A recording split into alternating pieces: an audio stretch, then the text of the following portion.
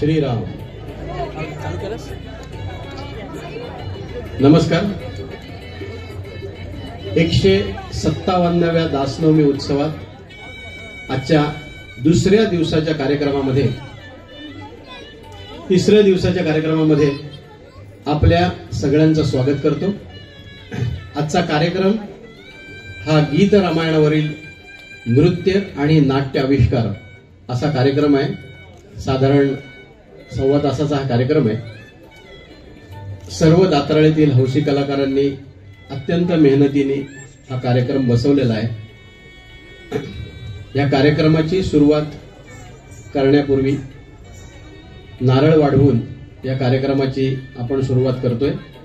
तर या राम लक्ष्मण सीतामाई हनुमानजी मंदिरचे सर्व पंच या ठिकाणी आम्ही आमंत्रित केलेले आहेत आणि त्यांच्या हस्ते नारळ वाढवून आजच्या कार्यक्रमाला आपण सुरुवात करूया.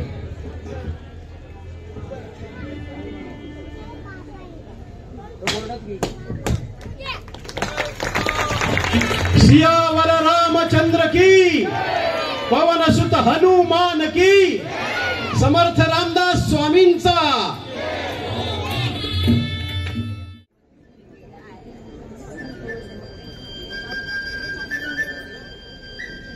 रंगदेवता आणि रसिक प्रेक्षकांना विनम्र अभिवादन करून, तसेच आधुनिक वाल्मिकी, ग दी माडगुळकर आणि सुधीर फडके यांच्या पावन स्मृतीस वंदन करून, दासनवमी उत्सवानिमित्त दाताराळीतील हौशी कलाकार सविनय सादर करीत आहेत. अजरामर काव्य गीत रामायण यावर आधारित नृत्य आणि नाट्य आविष्कार. दिग्दर्शन राजा अत्रे. नेपथ्य दाताराळीतील महिला. पार्श्वसंकलन मधुरा केळकर आणि सुकृत घंगरेकर. रंगभूषा आणि वेशभूषा उल्लेश खंदारे आणि सचिन कुंभार. निवेदन महेश हेलवाडे, सौ भाग्यश्री लिमय. प्रकाश योजना स्वप्नील साने. साऊंड सर्व्हिस विजय फाटक. रंगमंच व्यवस्था दिनेश म्हात्रे. निर्मिती राम लक्ष्मण सीतामाई हनुमानजी मंदिर. आणि यात भाग घेणारे कलावंत दाताराळीतील 35 यशस्वी कलाकार. दासांच्या चरणी सादर करीत आहोत नृत्य, नाटिका, गीत रामायण. कुठल्याही कार्यक्रमाची सुरुवात ही गणेश वंदनेने होते, पण हा कार्यक्रम गीत रामायणावर असल्यामुळे या कार्यक्रमाची सुरुवात रामस्तुतीने करतोय. सादर होते रामस्तुती.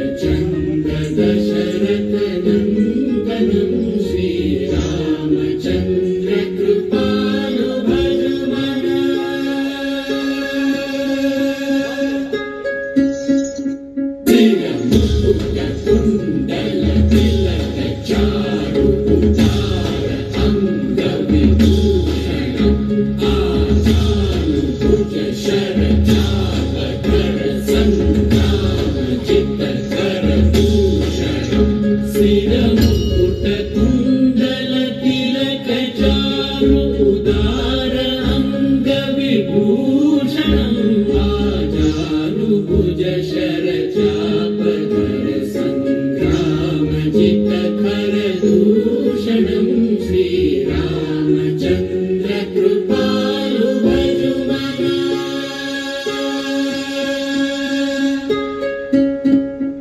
इति जगति तुलसीदास शंकर शेष मुनि मनरंजनम मम हृदय कंजनिवास कुरुकामादि कलदल रंजनम इति जगति तुलसीदास शंकर शेष मुनि मनरंजनम मम हृदय कंजनिवास कुरुकामादि कलदल गंजनम श्रीरामचंद्र कृपालु भजुमना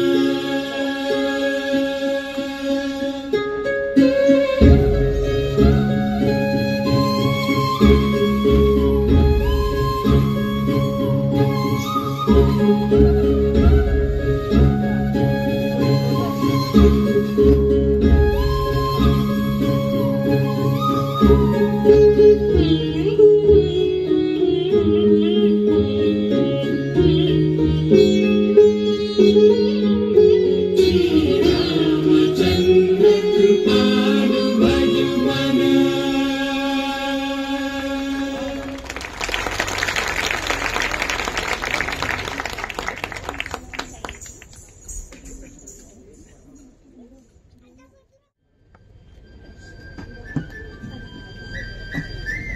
श्री रामचंद्रांचा अश्वमेध यज्ञासाठी अयोध्येमध्ये माणसांचा महासागर जमला होता. तापसवेश धारण केलेले दोन बटू मंडपामध्ये आले. ते म्हणाले, आम्ही महर्षी वाल्मिकींचे शिष्य आहोत. आम्ही रामचरित्राचे गायन करतो. श्रीरामांना माहित नव्हते की आपल्या समोर आपल्या चरित्राचे गायन करणारे हे बट्टू आपलेच पुत्र आहेत. श्रीरामांच्या यज्ञ मंडपात प्राणांच्या सर्व शक्ती कर्णांच्या ठाई एकवटून श्रोतेजन ऐकत आहेत. सुवर्ण सिंहासनावर बसून प्रत्यक्ष श्रीराम ऐकत आहेत. तापसवेश परिधान केलेले राजपुत्र कुश आणि लव रामचरित्राचे गायन करीत आहेत. कुशलव रामायण गातात.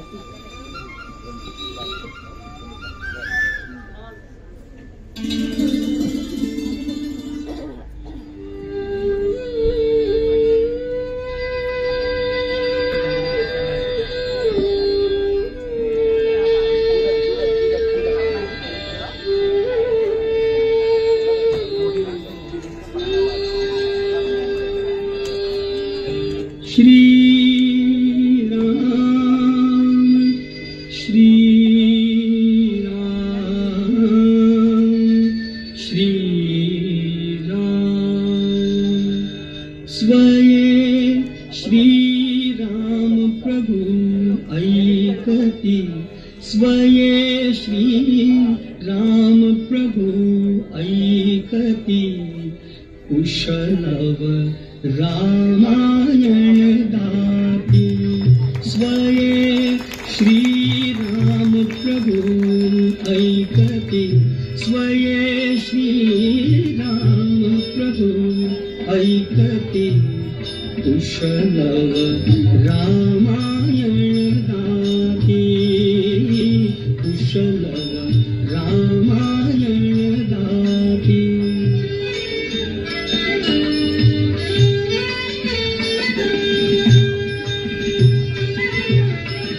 कुमार दोघे एक वयाचे सजीव पुतळे रघुरायाचे.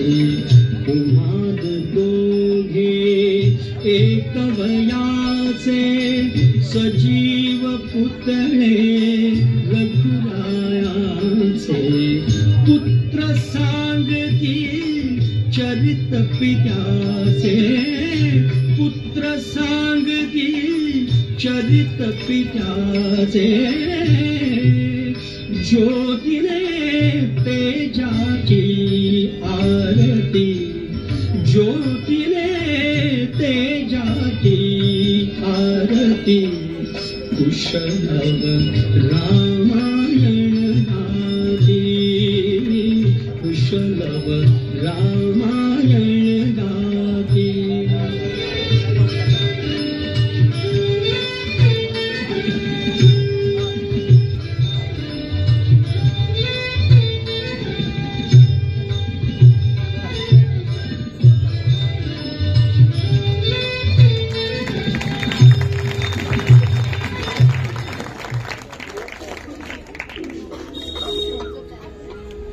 शल्य एकते कौसल्यसी दिसे सुमित्रा सदा उदासी कैक कैकई करी नवसासी दशरथासही व्यथा एकती छळते अभ्यंतरी कल्पतरुला फूल नसे का वसंत सरला तरी.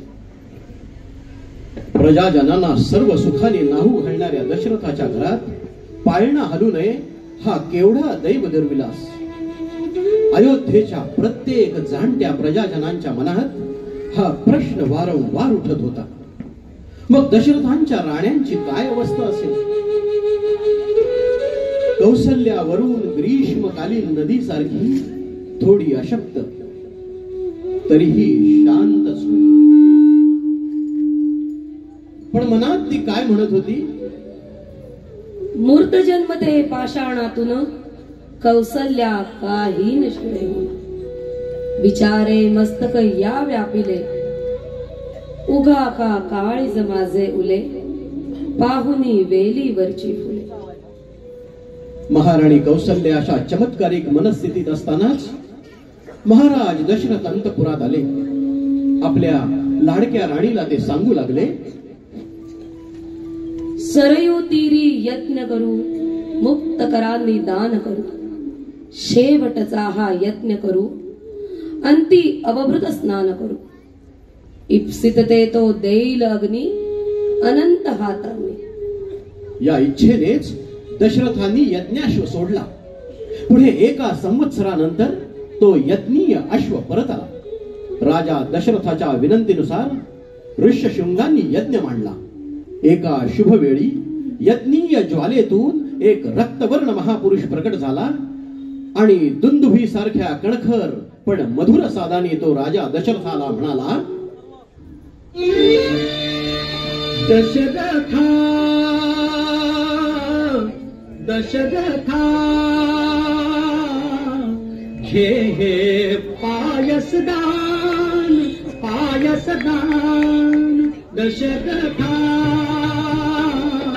घे हे पायसदान पायसदान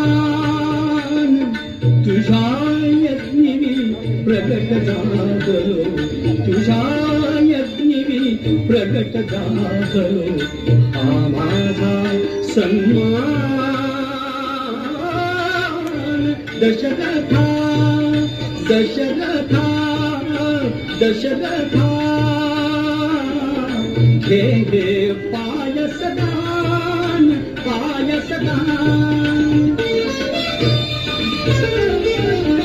सब यज्ञाची बोल सांगता तृप्त झाल्या सर्व देवता तव यज्ञाची बोल सांगता तृप्त झाल्या सर्व देवता प्रसन्न झाले नृपा तुझ्यावर प्रसन्न झाले नृपा तुझ्यावर श्री विष्णू भगवान दशरथा दशरथा दशरथा घे हे पायसदान पायसदान.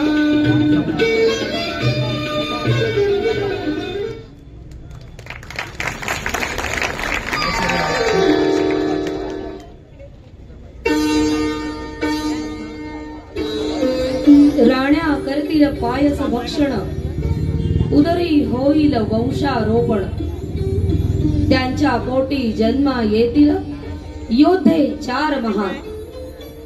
हे यज्ञ पुरुषाचे वचन खरे ठरले.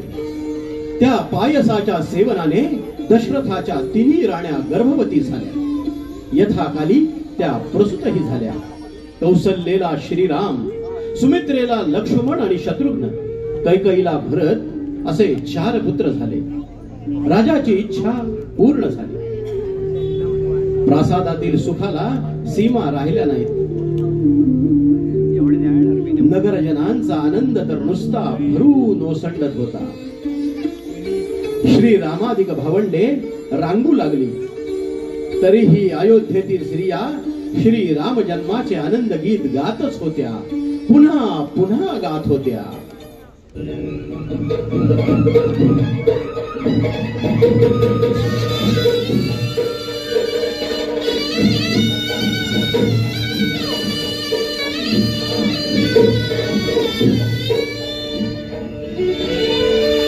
चैत्र मास त्यात शुद्ध नवमी तिथी,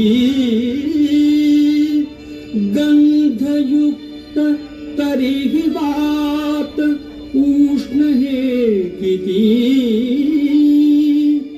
2 प्रहरी कागशिरी सूर्य थांबला. राम जन्मला ग सखी, राम जन्मला. राम जन्मला ग सखी, राम जन्मला. राम जन्मला ग सखी, राम जन्मला.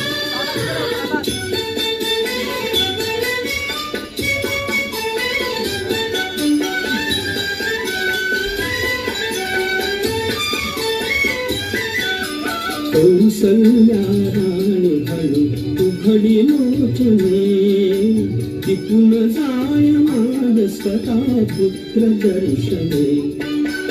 ओघळले आसु सुखे कंठ दाटला, ओघळले आसु सुखे कंठ दाटला. राम जन्मला ग सखी, राम जन्मला. राम जन्मला ग सखी, राम जन्मला. राम जन्मला ग सखी, राम जन्मला.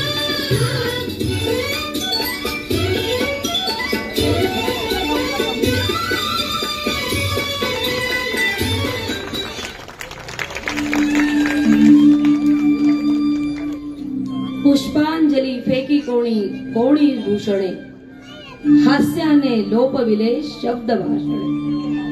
वाद्यांचा ताल मात्र जलद वाढला, राम जन्मला ग सखी, राम जन्मला. या आनंद गीतातच अयोध्या मग्न होती. प्रासादात श्रीराम दिसा मासानी वाढत होते. ते आता चालू लागले होते. बोबडे बोबडे बोल बोलू लागले होते. महाराणी कौसल्या भगिनी समान असलेल्या आपल्या सवतींना कौतुकाने सांगत होती. सावळाग रामचंद्र चंद्र नभीचा मागतो. सावळाग रामचंद्र चंद्र नभीचा मागतो. रात जागवितो बाई, सारा प्रासाद जागतो. सावळाग रामचंद्र उद्या होईल तरुण, मग पुरता वर्षेल देव कृपेचा वरुण. महाराणी कौसल्येचा सावळा रामचंद्र दिसा मासानी वाढला. बालवयातच त्याने धनुर्विद्या आत्मसात केली. धार्मिक ग्रंथ अभ्यासले. आता तो राज्यसभेत येऊन बसू लागला. त्याच्या समवेत त्याची लक्ष्मणादी लहान भावंडेही निष्णात झाली. एके प्रसंगी राजा दशरथ पुत्र सहवर्तमान राजसभेत बसलेला असताना महर्षी विश्वामित्र तेथे आले. राजाने त्याचे आनंदाने स्वागत केले आणि नम्रपणे विचारले, मुनिवर्य, काय कार्य असेल ते सांगा, मी ते सर्वस्वी शेवटास नेईन. राजाच्या ह्या भाषणाने अत्यंत हर्षित होऊन विश्वामित्र म्हणाले,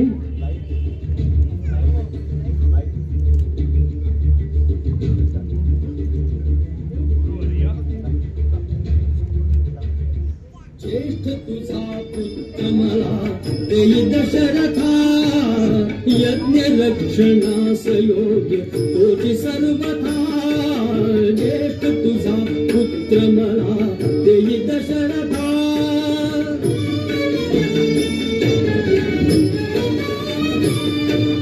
मायावी रात्रिंचर कष्टभीती मजसी फार मायावी रात्रिंचर कष्टभीती मजसी फार कैकवार करून यज्ञ नाही सांगता ज्येष्ठ तुझा पुत्र मला देई दशरथा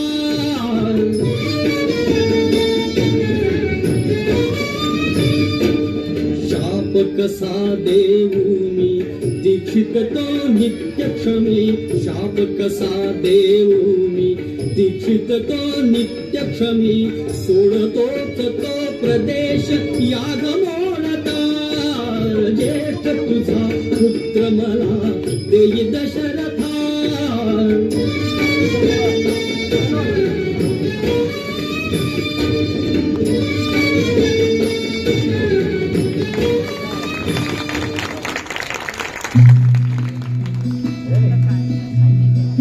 ज्येष्ठ तुझा पुत्र मला देई दशरथा ही महर्षी विश्वामित्रांची मागणी दशरथ महाराजांना नाकारता आली नाही. हाती धनुष्य आणि पाठी भाता घेऊन राम लक्ष्मण सज्ज झाले. मोठ्या भावाबरोबर धाकटाही निघाला. कौसल्या मातोश्रींनी कर्तव्यासाठी ममतेला बांध घातला. राजकुमारांना विजयी भव असा आशीर्वाद दिला. महाराज दशरथांनीही उभय कुमारांचे मस्तकावग्रहण केले. महर्षी विश्वामित्रांसारख्या ज्ञानी नेत्याबरोबर राम लक्ष्मण प्रथम पराक्रमासाठी प्रासादाबाहेर पडले. प्रवासात गुरुदेव विश्वामित्र त्या दोघा कुमारांना अनेक कथा सांगत होते, ज्ञानदान करत होते.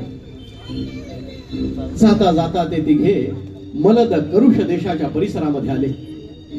एकाएकी वीज कोसळल्यासारखा भयानक शब्द उमटला. एक महाभयंकर राक्षसी त्यांच्या मार्गात आडवी आली. संतप्त महर्षी विश्वामित्रांनी श्रीरामांना आज्ञा केली, जोड झणी कारमुका सोड रे सायका मारही त्राटिका रामचंद्रा दुष्ट मायाविनी शापिता यक्षिणी वर्तनी दर्शनी ही अभद्रा मारही त्राटिका रामचंद्रा. विश्वामित्रांच्या आज्ञेप्रमाणे श्रीरामांनी ताटिका राक्षसीचा वध केला. त्यावेळी गंधर्वांनी आकाशातून पुष्पवृष्टी केली. श्रीराम लक्ष्मणासह विश्वामित्र महर्षींच्या सिद्धाश्रमी आले. यज्ञात विघ्न आणणाऱ्या मारीच राक्षसाला श्रीरामांनी मानवास्त्र सोडून समुद्रात बुडवून दिले. अग्नेय अस्त्राने सुबाहूचा वध केला. विश्वामित्रांसारखा यज्ञ यथा सांग पार पडला. याच वेळी मिथिलाधिपती जनक राजाकडे मोठा यज्ञ होणार होता. सर्वच आश्रमीय मुनिजन ते यज्ञास जाणार होते. राम लक्ष्मणांनाही बरोबर यावे म्हणून ते आग्रह करू लागले. चला राघवा चला पहा या जनकाची मिथिला. हा मुनिजनांचा आग्रह श्रीरामांना मोडवला नाही. लक्ष्मणांसह ते मुनिजनांबरोबर मिथिलेला निघाले. जाताना महर्षी विश्वामित्रांनी त्यांना अनेक कथा सांगितल्या. मार्गामध्ये ते एका ओसाड आश्रमाशी आले. हा आश्रम ओसाड का असं श्री रामचंद्रांनी विचारताच मुनिवर्य विश्वामित्रांनी अहिल्याची कथा सांगितली आणि चरणस्पर्शाने तिचा उद्धार करण्याची आज्ञा केली. श्रीरामांच्या चरणस्पर्शाने शिला सदृश्य पडलेल्या अहिल्याच्या देहातून प्रकाश फाकला. मंजुळ स्वर उमटले.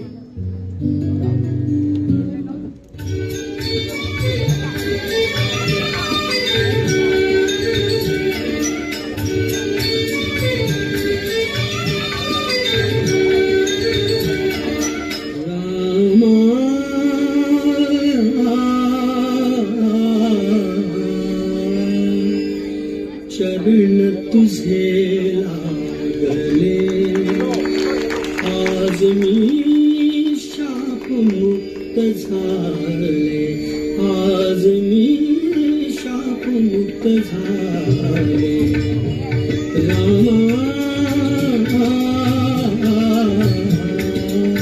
चरण तुझे लागले आज मी शापमुक्त झाले आज मी शापमुक्त झाले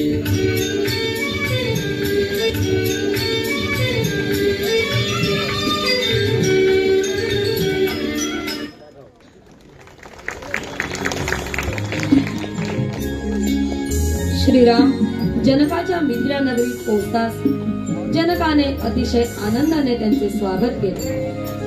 मुनिजनांसह असलेले दोघे कुमार हे अयोध्यापती दशरथाचे पुत्र आहेत हे कळताच राजर्षी जनकाच्या आनंदाला सीमा राहिली नाही. दशरथाचे हे परमप्रतापी पुत्र तुझ्याकडे असलेले विशाल शिवधनुष्य पाहण्यासाठी आले आहेत असेही विश्वामित्राने जनकाला सांगितले. श्रीरामांनी ते धनुष्य उचलण्याची अनुज्ञा मागितली. जनकाने अवश्य म्हटले. श्रीरामांनी ते धनुष्य लीलया उचलले. प्रत्यंच्या लावण्यासाठी महाबाहू श्रीराम ते धनुष्य वाकवू लागले आणि वीज कडाडल्यासारखा प्रचंड नाद झाला. ते धनुष्य मधोमध भंग पावले. ते लोकविलक्षण दृश्य पाहून जनकाला अत्यानंद झाला आणि यथाकाली श्रीरामांचा भूमिकन्या सीतेशी विवाह झाला.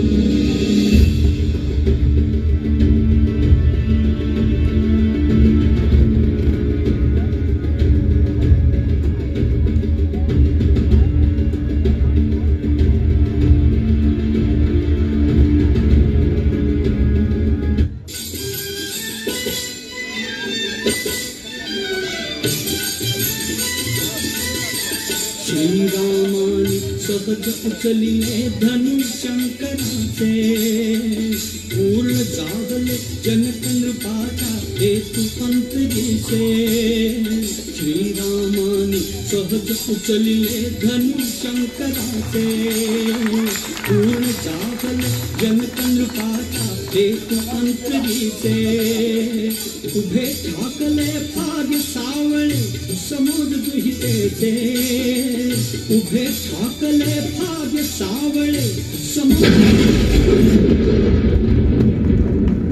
आकाशाशी जडले नाते धरणी मातेचे स्वयंवर झाले सीतेचे स्वयंवर झाले सीतेचे स्वयंवर झाले सीतेचे स्वयंवर झाले सीतेचे स्वयंवर झाले सीतेचे स्वयंवर झाले सीतेचे स्वयंवर झाले सीतेचे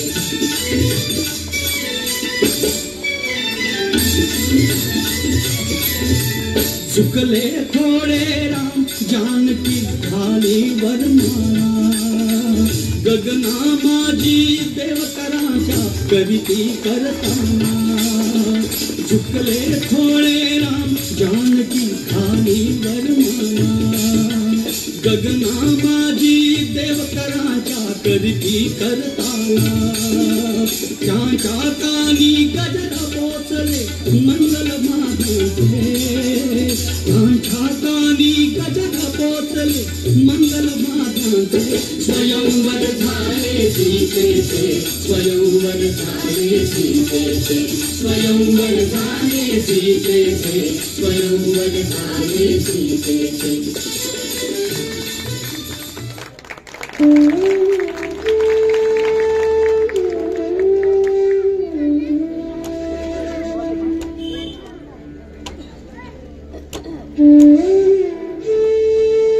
श्रीरामांचा भूमिकन्या सीतेशी विवाह झाला.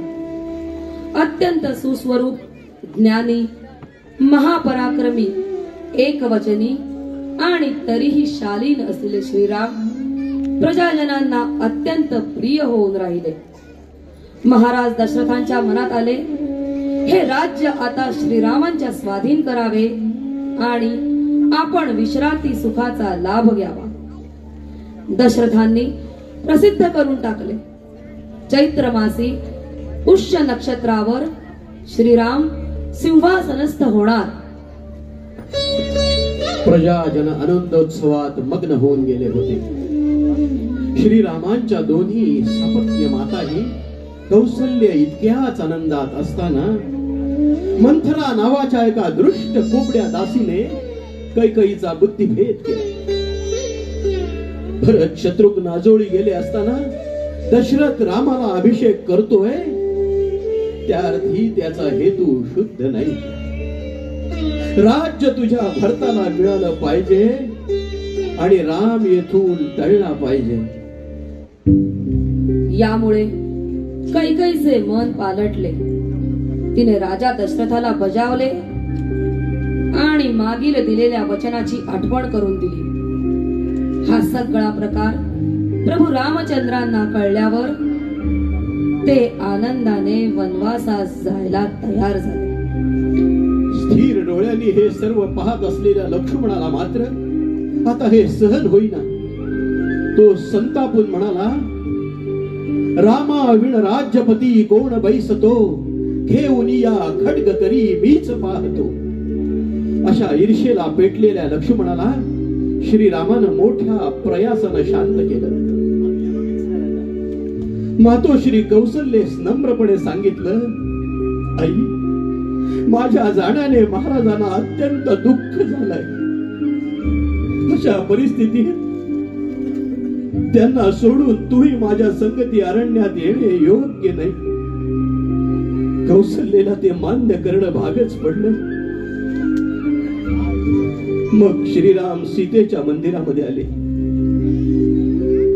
तिला त्यांनी सर्व प्रकार निवेदन केला.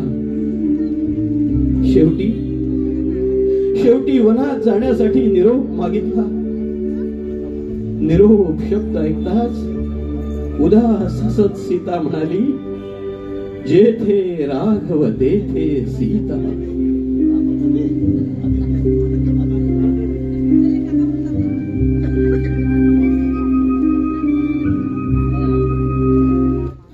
निरोप कसला माझा घेता, जे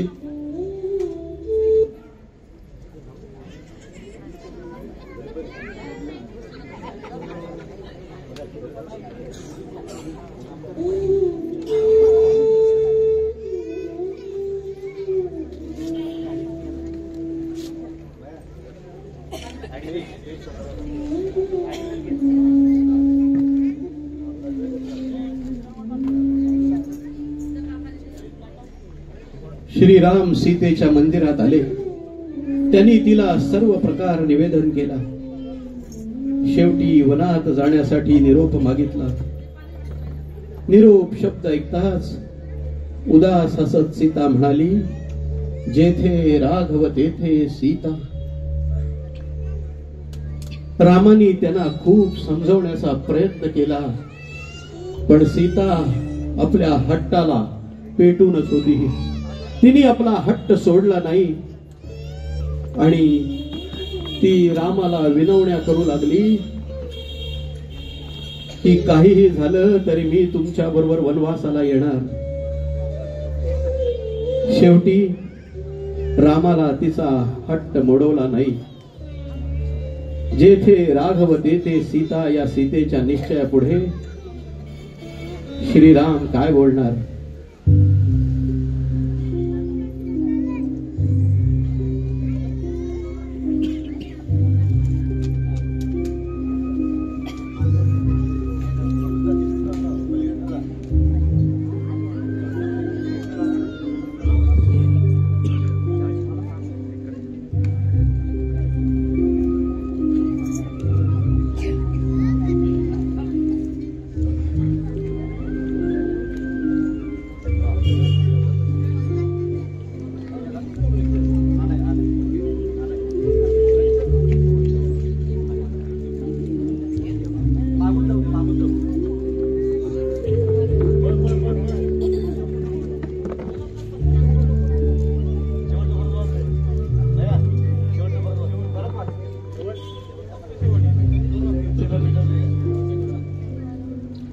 श्रीराम सीतेच्या मंदिरात आले. तिला त्यांनी सर्व प्रकार निवेदन केला. शेवटी वनात जाण्यासाठी निरोप मागितला. निरोप शब्द ऐकताच उदास हसत सीता म्हणाली, जेथे राघव तेथे सीता. निरोप कसला माझा घेता, जेथे राघव तेथे सीता. निरोप कसला माझा घेता, जेथे राघव तेथे सीता.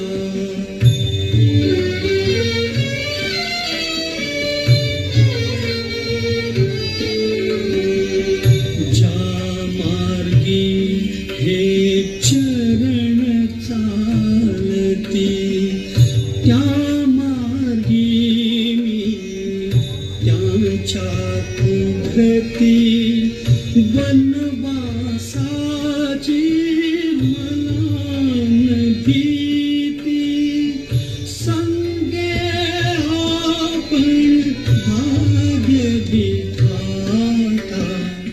जेथे राघव तेथे सीता.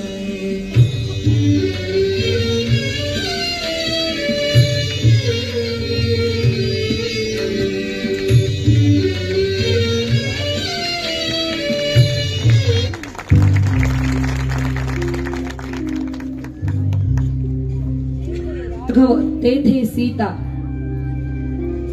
या सीतेच्या निश्चयापुढे श्रीराम काय बोलणार.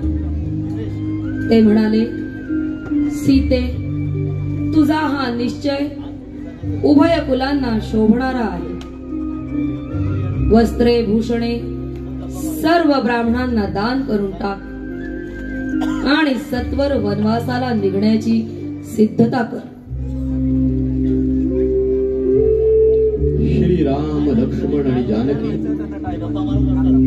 तिघेही वनवासाला निघाली. तिघांनीही राजवेश टाकून वल्कले धारण केली होती.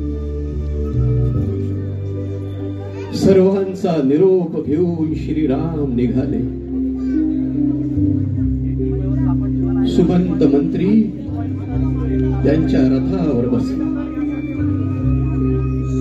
रथ चालू लागला.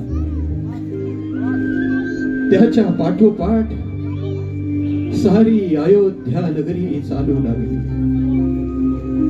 अयोध्यावासी प्रजाजनांच्या दुःखाला वाचा फुटली. मंत्री सुमंताला हाक मारून ते रामाचा रथ थांबवण्याची विनंती करू लागले. थांब सुमंता, थांब वीरे रथ.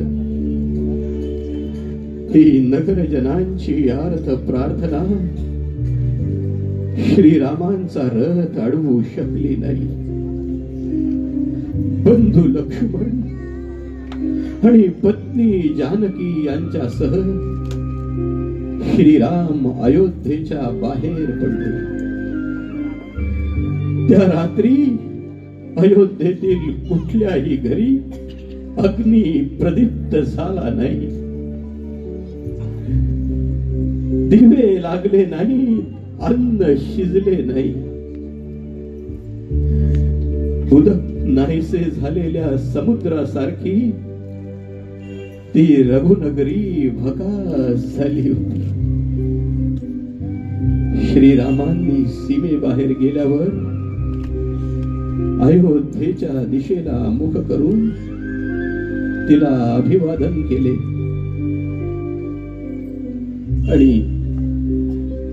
आणि तिथपर्यंत आलेला नागरिकांना निरोप दिला. रथ मार्ग आक्रमू लागला.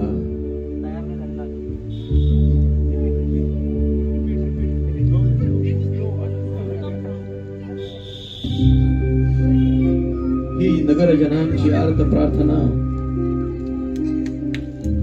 श्रीरामांना कायम सलत राहिली. श्रीराम सीमेबाहेर गेल्यावर सुद्धा त्यांचं मन अयोध्येमध्येच रमून राहिलं. अयोध्येच्या नागरिकांचा, राजा दशरथाचा, आपल्या तिन्ही मातांचा ते कायम विचार करत राहिले.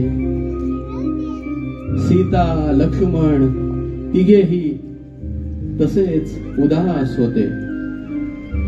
पण पित्याची आज्ञा मोडवत नाही आणि हाच केवळ विचार घेऊन लक्ष्मण आणि सीतेच्या मनाचा विचार करून श्रीराम अयोध्येच्या बाहेर निघाले.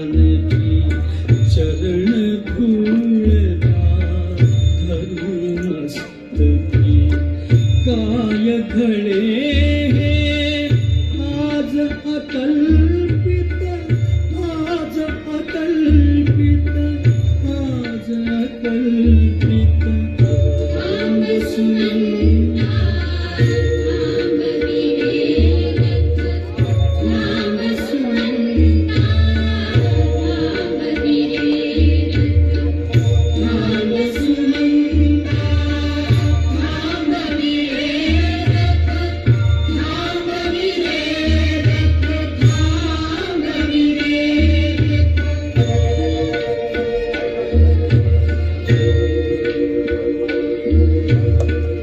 राम राजया पुरियायचे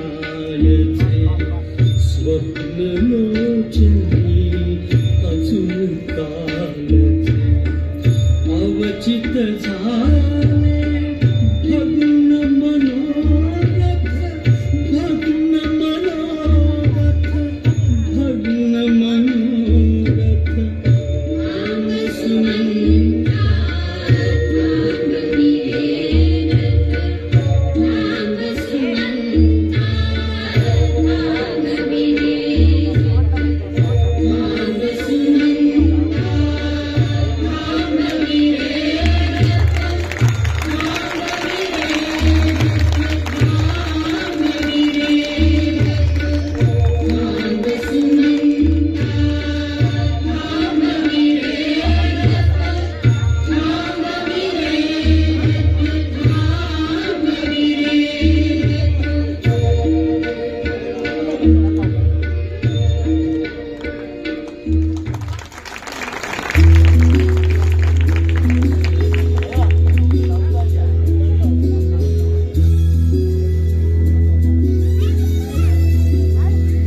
श्रीराम गंगा तेरी शृंगवेरपुरास आले. शृंगवेरपुरास आल्यानंतर ते निशाधिपती गुहांकडे आले. निशाधिपती गुहाने श्रीरामांचं दर्शन घेतलं आणि अत्यंत भक्तीने त्यांचे आदरातिथ्य केले. ती रात्र सर्वांनी एका इंगुदी वृक्षाखाली काढली. दिवस उजडल्यावर गुहाने नौका सिद्ध केली. श्रीरामांनी सुमंतास अयोध्येस परत जाण्याची आज्ञा केली. सुमंतास दशरथ राजांना सांगण्यासाठी निरोप दिला. सुमंता रामचंद्रांचा निरोप घेऊन अयोध्येस जाण्यास निघाला. आपण सीता लक्ष्मणासह रामचंद्र नौकेमध्ये चढले. नावाडी वल्हू लागले. लाटा आदळू लागल्या आणि गुहासह त्याचे नावाडी गीत गाऊ लागले. नकोस नौके परत फिरू ग नकोस गंगे ऊर भरू नकोस नौके परत फिरू ग नकोस गंगे ऊर भरू श्रीरामाचे नाम गातया श्रीरामाला पार करू. जय गंगे जय भागीरथी जय जय राम काशदती जय गंगे जय जय राम जय भागीरथी जय जय राम दाशरथी. ही दैवाची फुलकी रे माथावरचा ढळभूमे.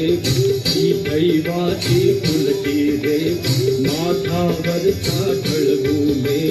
भाग्य आपुले आपुल्या हात आपुल्यापासून दूर करू आपुल्यापासून दूर करू. श्रीरामाचे नाम गातया श्रीरामाला पार करू. जय गंगे जय भागीरथी जय जय राम दाशरथी जय गंगे जय जय राम.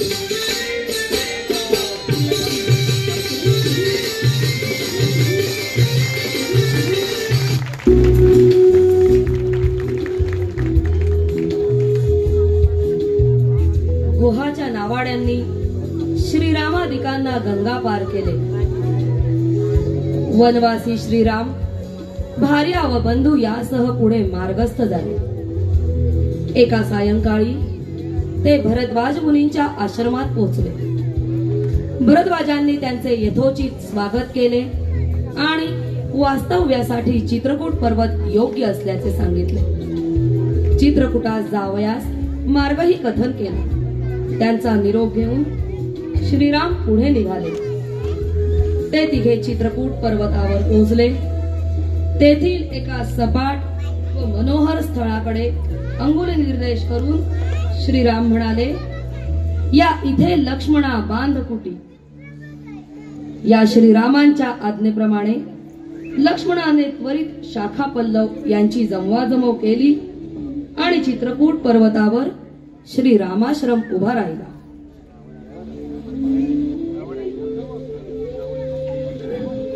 श्रीरामांचा निरोप घेऊन इकडे अयोध्येस परतलेल्या सारथी सुमंताने श्रीरामांचा निरोप राजा दशरथांना सांगितला. तेव्हा महाराजांची अवस्था अत्यंत करुणास्पद झाली. त्यांचे डोळे निथळू लागले, श्वास जलद चालू लागले, शोकातिशयाने कंठ दाटून आले आणि अशा अवस्थेतच राजा दशरथांचे एकाएकी प्राणोत्क्रमण झाले. सर्व नगरीत हाहाकार उडाला. नंदीग्रामी भरताला आणण्यासाठी दूत पाठवण्यात आले. कदाचित श्रीरामाला यौव राज्याभिषेक होत असेल म्हणून त्वरेने प्राचारण केले असेल अशा कल्पनेने भरत तातडीने अयोध्येला आला. कैकेयीची भेट होताच तिने सर्व प्रकार आपल्या लाडक्या पुत्राला निवेदन केला. राजाचे अर्ध्वदय हे उरकून राज्य स्वीकार करण्याची आज्ञा तिने त्याला केली. कैकेयीचे हे स्वार्थीपणाचे भाषण ऐकून भरताला संताप आला. त्याचा संताप अनावर झाला आणि तो कैकेयीला म्हणाला, मातान तू बैरिली, मातान तू बैरिली, मातान तू बैरिली, मातान तू बैरिली. अश्वपतीची नव्हेच कन्या नव्हेच माझी बाय, धर्मात्म्याच्या वंशी कृत्य निपथे ना देता. बदनाथाचा करील मुडे पतिव्रता टाकुनी. मातान तू बैरिली, मातान तू बैरिली, मातान तू बैरिली.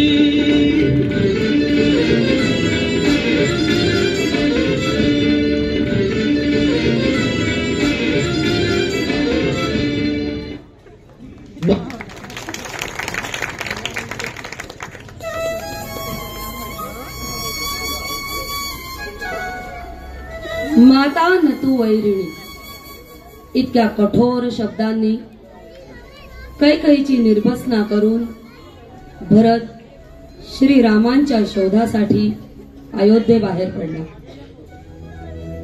भरद्वाजाश्रमी भरताला समजले की श्रीरामाश्रम चित्रकूट पर्वतावर आहे.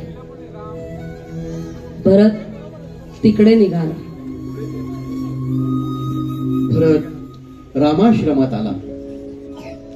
वेड्यासारखी त्याने श्रीरामांच्या चरणांना मिठी घातली. रामांनी त्याला जवळ घेतलं, कुशल प्रश्न विचारले.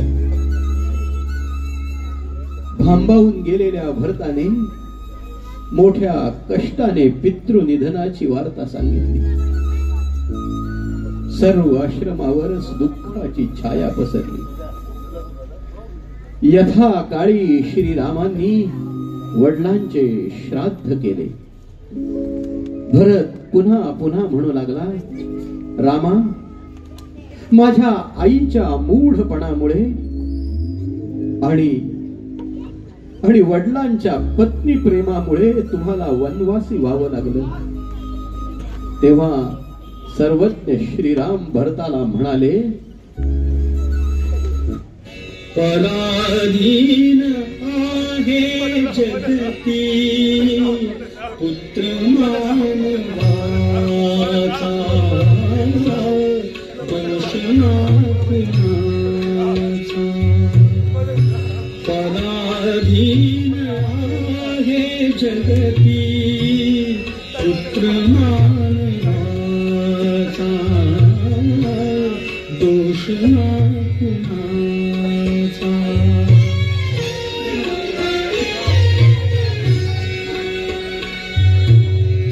माय कैकयी ना दोषी नवे दोषितात राज्य त्याग कानया प्राण सर्व कर्म जात खेळ चाललासे माझ्या पूर्व संचिताचा पराधीन आहे जगती पुत्र मानवाचा पराधीन आहे जगती पुत्र मानवाचा दोष ना कुणाचा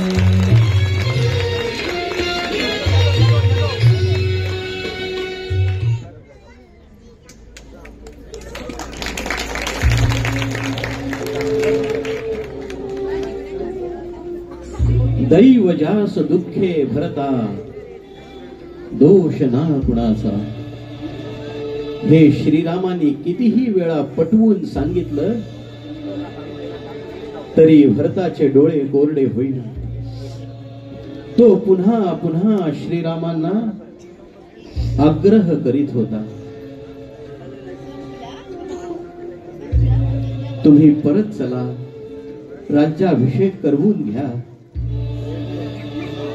भरताप्रमाणेच भरताबरोबर आलेल्या ऋषीजनांनीही पुष्कळ आग्रह केला, पण श्रीरामांनी नम्रपणे नकारच दिला. ते म्हणाले, भरता, पित्राज्ञेने मला वनवास आणि तुला सिंहासन मिळाले आहे. तू परत जा आणि अयोध्येचे राज्य कर. हेच धर्म्य आणि उचित आहे. पित्राज्ञेप्रमाणे 14 वर्षे वनवास भोगून मी सीता लक्ष्मणांसह अयोध्येत येईल.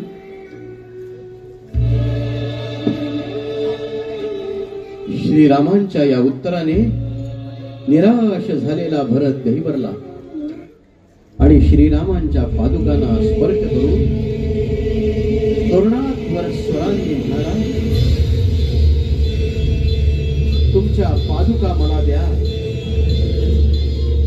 मी 14 वर्ष ह्या पादुका सिंहासनावर ठेवून तुमच्या नावाने राज्य करीन. आणि असे सांगून भरत अयोध्येमध्ये परतला.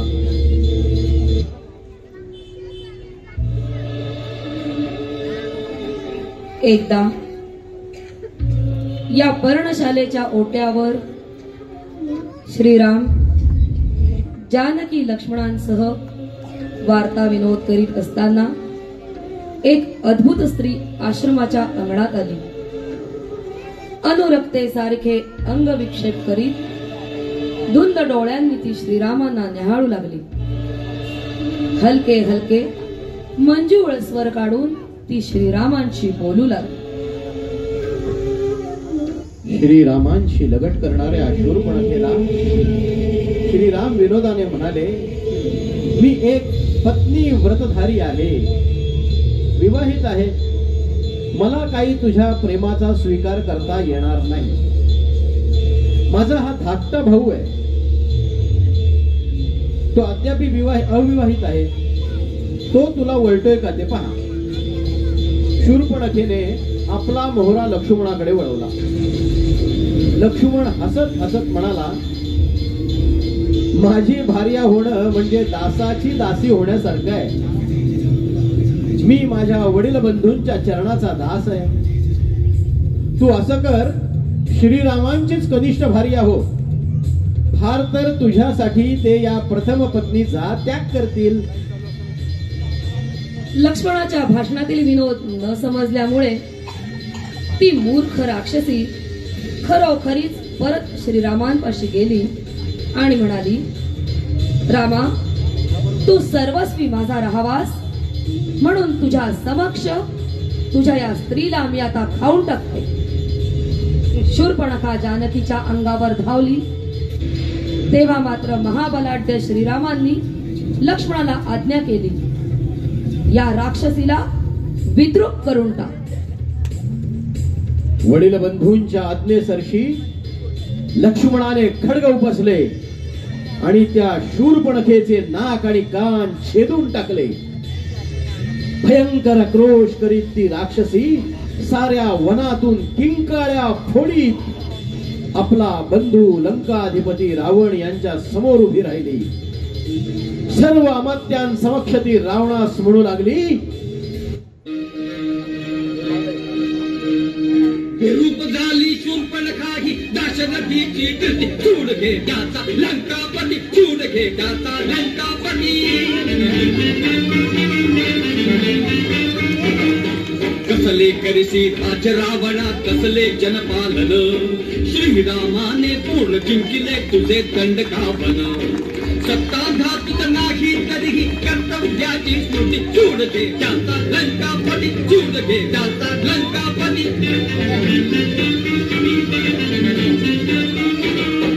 तो रूपाने देखील श्यामल भूमीवरती स्मर. त्याच्या संगे जनककन्यका रतिहुनी सुंदर. तुलाच साधून दिसेल 80 मोहक ती युवती. चूड घे त्याचा लंकापती, चूड घे त्याचा लंकापती, चूड घे त्याचा लंकापती.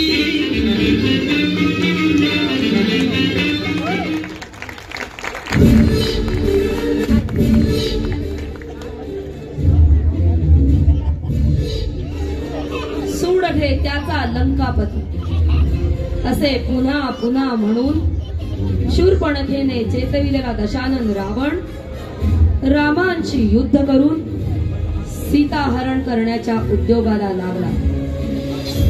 त्याने त्यासाठी मारीचाचे सहाय्य मागितले. मारीचाला श्रीरामांचा पराक्रम ज्ञात होता. त्याने रावणाचे मन वळवण्याचा प्रयत्न केला, पण काहीही उपयोग झाला नाही.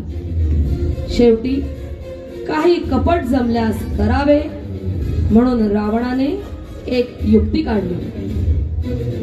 त्याने मारीचास मृगरूप धारण करावयास सांगितले व आपण याचक यतीचा वेश धारण करून त्याच्या पाठोपाठ पंचवटीत गेला. मारीचाने धारण केलेले अभूतपूर्व मृगरूप पाहून सीतेला खरोखरच अत्यंत मोह झाला. ती पर्णशाळेत आली आणि श्रीरामांना म्हणू लागली, तोडिता फुले मी सहज पाहिला दादा. तोडिता फुले मी सहज पाहिला दादा. मज आणून जातो हरिण अयोध्या नाथा. मज आणून जातो हरिण अयोध्या नाथा.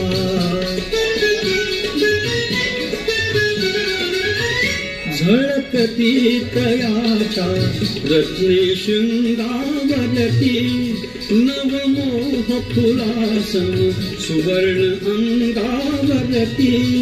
झळकती तयाच्या रत्ने शृंगावरती. नवमोह फुलासन सुवर्ण अंगावरती. हे नयन भाळले त्याच्या रंगावरती. हे नयन भाळले त्याच्या रंगावरती. ते इंद्र चापसे तुच्छ भासले उडता. मज आणून जातो हरिण अयोध्या नाथा. मज आणून जातो हरिण अनोठा नाथा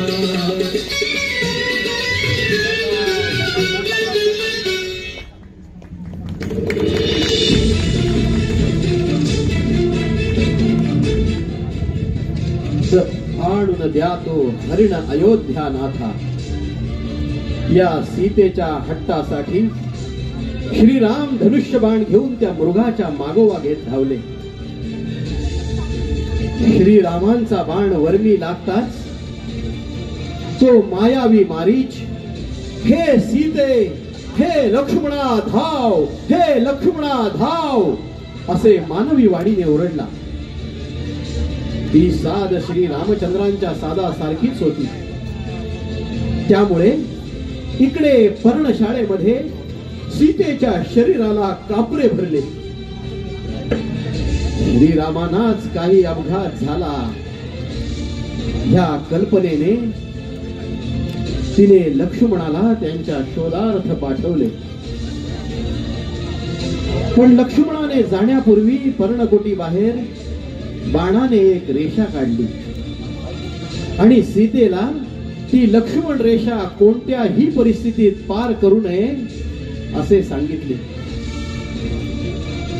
आता आश्रमामध्ये सीता एकटीच उरली होती.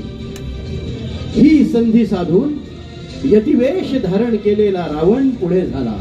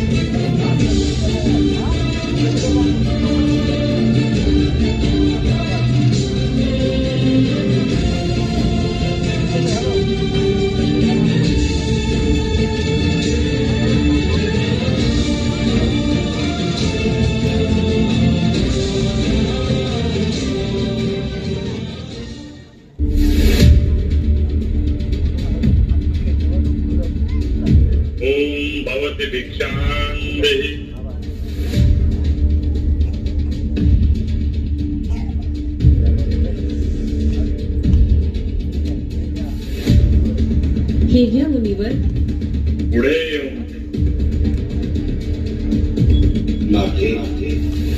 ही लक्ष्मण रेषा तू पुढे जाऊ नये तोपर्यंत मी ही रेषा ओलांडू शकत नाही. मग मी ही भिक्षा घेऊ शकत नाही. थांबा.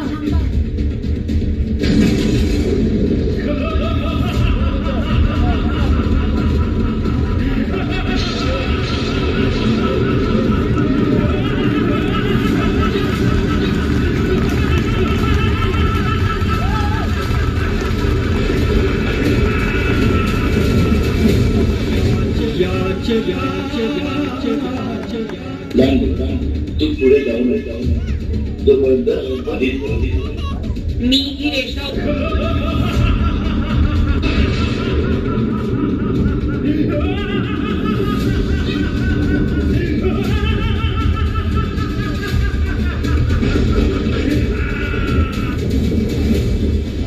याचका थांबू नको दारात. याचका थांबू नको दारात. घननीळाची मूर्त बीज मी नकोस जाळू थांबू नको दारात.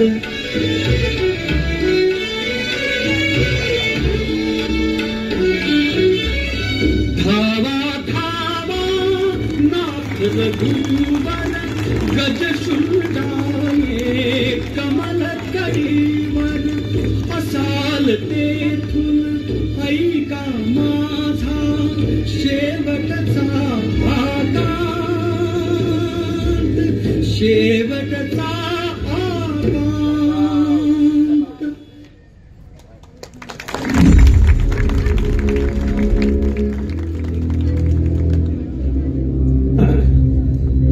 प्रेमाने व्याकुळ झालेले श्रीराम जानकीच्या शोधासाठी दक्षिण दिशेचा मार्ग क्रमू लागले.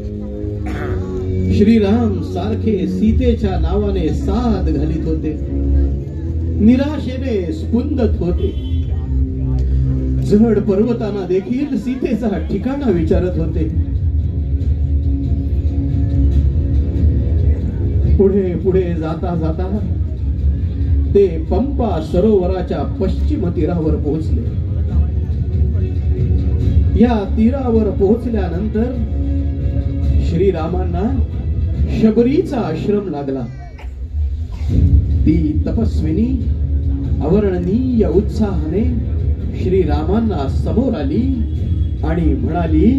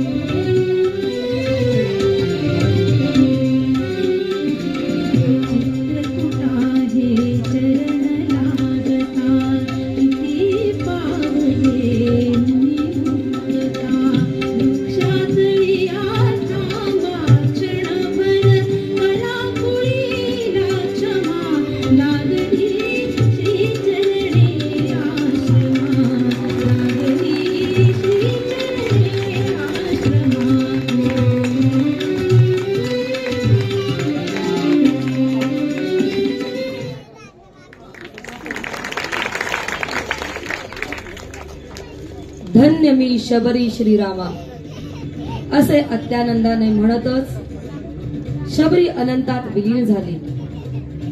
पुढे श्रीराम आणि लक्ष्मण ऋष्यमुख पर्वतावर आले. तिथे त्यांची कपिश्रेष्ठ सुग्रीव आणि हनुमंत यांची भेट झाली. हनुमंताने श्रीरामांची भेट घेतली.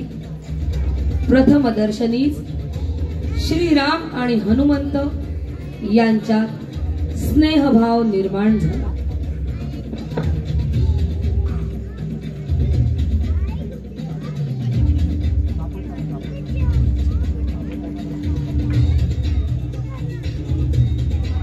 श्रीरामांनी हनुमंत या वीरश्रेष्ठ वानराजवळ आपल्या बोटातील एक मुद्रिका दिली. त्यांच्याच हातून सीतेच्या शोध कार्य होईल असे त्यांना वाटले. तेवढ्यात संपाती नावाचा गृधराज त्याच्या समीप आला. तो जटायूचा भाऊ आणि दशरथाचा मित्र निघाला. संपाती म्हणाला, मला येथूनच जनक कन्या आणि रावण दिसत आहेत. मला चक्षुष्मती विद्या अवगत आहे आणि ती मला विद्या अवगत असल्यामुळे मी हे सर्व पाहू शकतो. सीता लंका नामक सुवर्णद्वीपावर रावणाच्या अंतःपुरात बंदिवान आहे.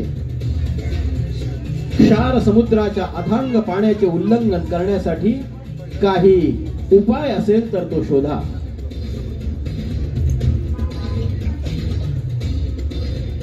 यासाठी हनुमानाची योजना झाली आणि हनुमंत उड्डाण करून समुद्रापार लंकेत पोहोचला.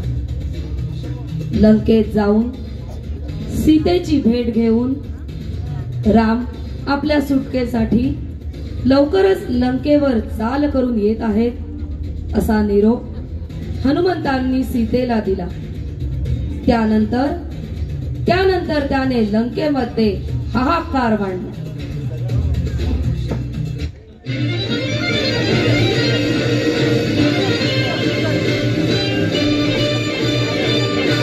लीलया उडती गगनात, लीलया उडती गगनात, पेटवी लंका हनुमंत, पेटवी लंका हनुमंत, पेटवी लंका हनुमंत, पेटवी लंका हनुमंत.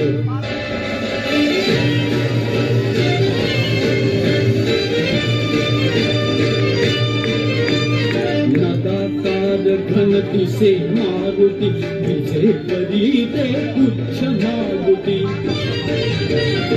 नागाकार घन दिसे मारुती विजे करी ते पुच्छ मारुती आग वर्षती नगरी बनती गर्जना करी महावाद पेट वीरंका हनुमंत पेट वीरंका हनुमंत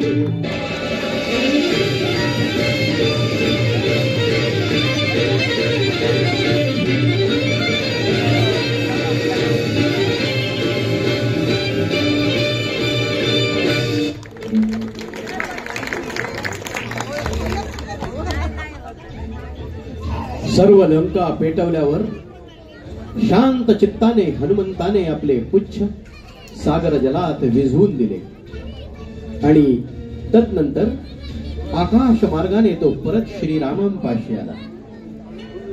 सीतेने दिलेला मणी त्यांनी श्रीरामांना दिला. श्रीरामांनी तो मणी अचूक ओळखला आणि त्यांनी अतिशय आनंदाने हनुमंताला गाढ आलिंगन दिले. असंख्य वानरांसह राम लक्ष्मण दक्षिणेस निघाले. ते सर्वजण समुद्र तीरावर पोहोचले. समुद्रोल्लंघन कसे करावे हा विचार श्रीरामांना पडला. 3 दिवस पर्यंत त्यांनी सागराची प्रार्थना केली आणि शेवटी सागर ऐकत नाही म्हणून संतापून सागरावरच शस्त्र उपसले. राम बाणाच्या भयाने समुद्र सागर प्रकट झाला. नम्रतापूर्वक तो श्रीरामांना म्हणाला, आपल्या सैन्यामध्ये नळ नामक वानर आहे. तो विश्वकर्म्याचा पुत्र आहे. त्याच्याकडून सेतू बांधा. त्यांनी बांधलेला तो सेतू मी आनंदाने आपल्या छातीवर धारण करीन. श्रीरामांनी नळाला आज्ञा दिली आणि उच्च स्वराने गात वानर सागरावर सेतू बांधू लागले. सेतू बांधारे सेतू बांधारे सेतू बांधारे सेतू बांधारे सेतू बांधारे सागरी सेतू बांधारे सागरी सेतू बांधारे सागरी सीतावर रामचंद्र की जय. सेतू बांधारे सेतू बांधारे सेतू बांधारे सागरी सेतू बांधारे सागरी सेतू बांधारे सागरी सीतावर रामचंद्र की जय.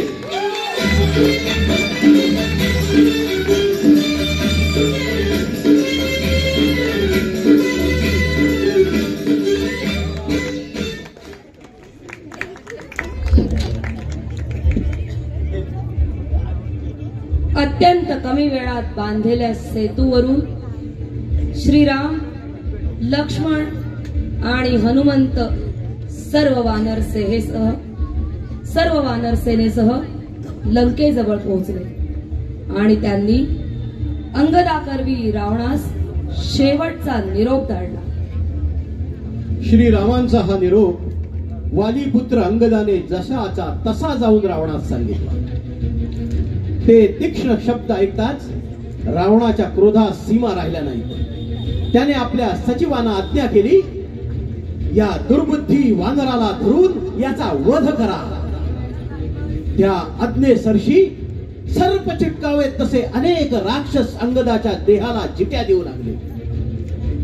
तो महाबलाढ्य वानर त्यांच्या सह रावणाच्या प्रासाद शिखरावर पोहोचला आणि ते सर्व राक्षस खाली भूमीवर मुंग्या पडावेत तसे आपटले. अंगदाच्या भाराने इंद्रवज्राच्या माराने हिमालय खचला होता तसा रावणाचा प्रासाद खचला. शिखीर विदीर्ण झाले. कोपाने व्याप्त झालेल्या रावणाने आपल्या सर्व सैन्याला बाहेर पडून युद्ध करण्याची आज्ञा दिली.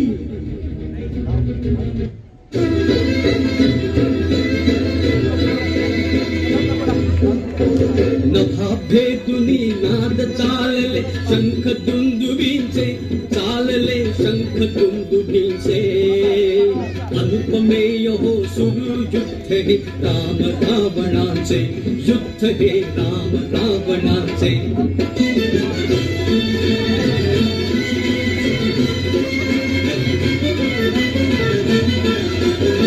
शंख राक्षस गणतो दिसला कृष्ण खनावर बाला कमाला मुखातून शत गरजे चपला रणांगणावर कोसळले तो माणूस बाणाचे अनुपमेय हो सुरू युद्ध रे राम रावणाचे युद्ध रे राम रावणाचे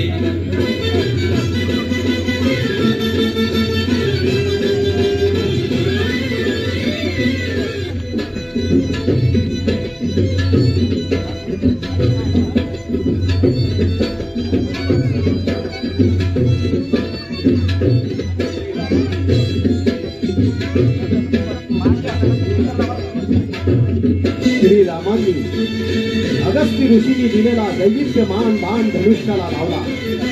अकर्ण प्रत्यंच्या ओढून त्यांनी तो बाण महाप्रतापी रावणाच्या दिशेने सोडला. तो दुस्सह आणि प्रत्यक्ष मरणाप्रमाणे अनिवार्य असलेला बाण रावणाच्या वक्षस्थलात जाऊन घुसला. त्याने रावणाचे हृदय शतशः विदीर्ण करून टाकले. बाणाच्या प्रहार होताच जीविताला मुकणाऱ्या त्या रावणाच्या हातून धनुष्यबाणही खाली पडले. तो महा तेजस्वी राक्षसपती भूमीवर कोसळला. राक्षस सैन्य वाट फुटेल तिकडे धावत सुटले. वानरांनी त्यांचा विध्वंस मांडला. सारे वानरगण रावण मेला, रामाचा जय झाला असे म्हणत आनंदाने नाचू लागले. रामांवर पुष्पवृष्टी होऊ लागली आणि अप्सरा आणि गंधर्व यांचं विजय गीत कानी येऊ लागले.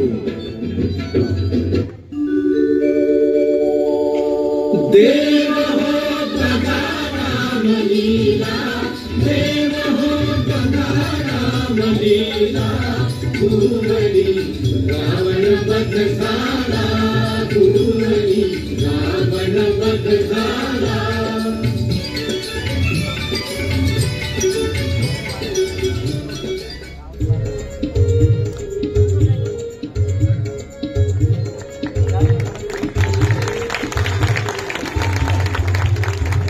नगराबाहेर तापसी वृत्तीने राहून भरत अयोध्येचे साम्राज्य चालवित होता. हनुमंता करवी श्रीरामानी आपण येत असल्याचे वृत्त त्याला कळवले. भरताचा आनंद गगनात मावेना. शत्रुघ्नाने सारी अयोध्या शृंगारली. उंची वस्त्र आणि अलंकार धारण करून सारी अयोध्या श्रीरामांच्या दर्शनासाठी गोळा झाली. पुष्पक विमान खाली उतरले.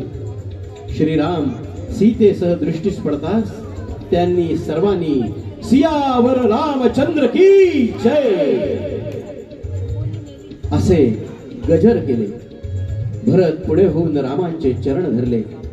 त्यांच्या सुपूजित पादुका परत त्यांच्या चरणी घातल्या. आनंदाश्रूंनी ओल्या झालेल्या नेत्रांनी तो रामास म्हणाला, तुझे राज्य आता तू परत घे. रामाने भरताला आलिंगन दिले. सर्व मातांना उभयतांनी राम सीतांनी प्रणाम केले. या भेटीचा आनंद केवळ अवर्णनीय होता. सहस्त्रावधी डोळे श्रीरामांना ओवाळू लागले. मित्रांनो, 500 वर्षानंतर पुन्हा एकदा श्रीराम अयोध्या नगरीत स्थापित झालेले आहेत. तेव्हा जोरदार एकदा गजर करूया. सियावर रामचंद्र की, सियावर रामचंद्र की.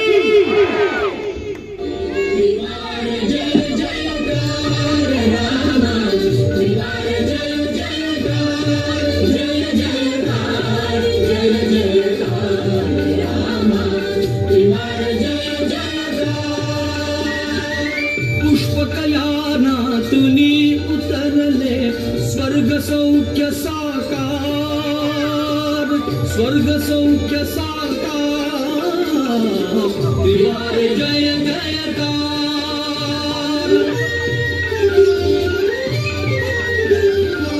तुला चिंतिते सुदीर्घ आयु, पुण्य सलीला सरिता सरयू. पुलकित पृथ्वी पुलकित वायू, पुलकित पृथ्वी पुलकित वायू. आज अहल्ये परी झाला नगरीचा उद्धार, नगरीचा उद्धार. त्रिवार जय जयकार रामा, त्रिवार जय जयकार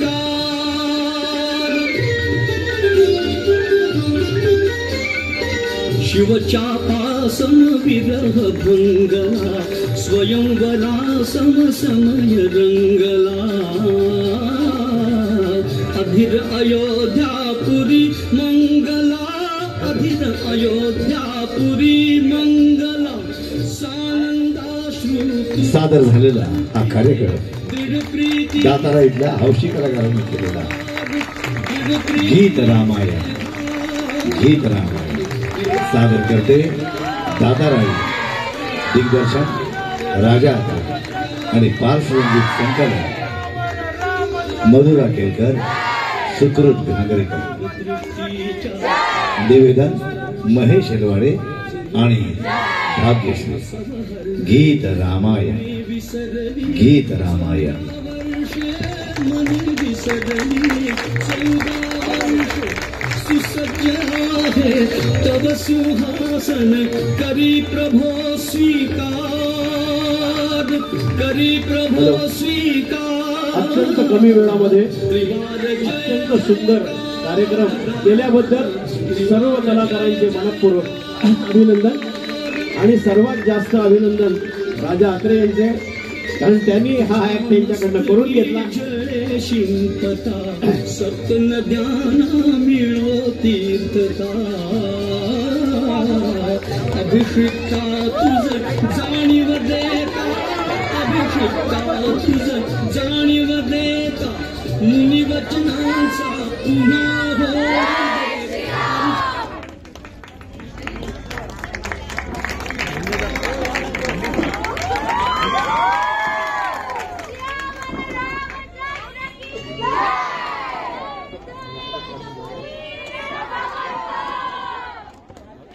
Thank you.